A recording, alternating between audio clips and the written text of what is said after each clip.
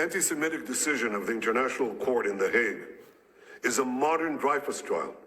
La décision de la CPI est-elle une décision antisémite? Vous avez entendu parler du mandat d'arrêt international visant Benjamin Netanyahou. Mais connaissez-vous l'homme clé derrière cette décision historique? Théodore Meron, un juriste de 94 ans, survivant de l'Holocauste, joue un rôle central dans cette affaire explosive. Théodore Meron, c'est une légende du droit international. Il est né en Pologne en 1930. Il a survécu au ghetto nazi avant d'émigrer en Israël.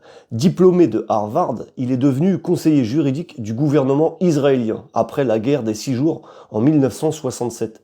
Son rapport de l'époque était clair. La colonisation des territoires occupés violait la Convention de Genève.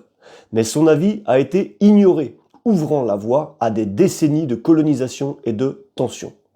Plus récemment, Meron a été consulté par Karim Khan, le procureur de la Cour pénale internationale, pour évaluer les accusations de crimes de guerre contre Netanyahou.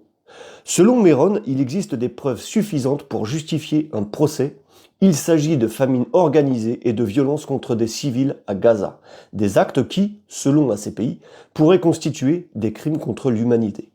Pourtant, cette décision suscite une énorme controverse. Certains dénoncent une hypocrisie de la haie, arguant que la CPI vise Israël de manière disproportionnée.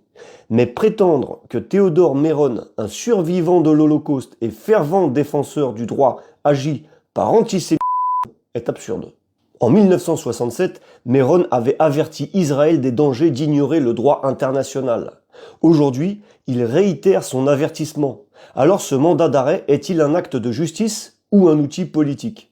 Dites-moi ce que vous en pensez dans les commentaires. Comme le disait Meron lui-même, le droit protège les peuples, pas les puissants. Partagez cette vidéo pour que cette histoire ne tombe pas dans l'oubli. À bon entendeur.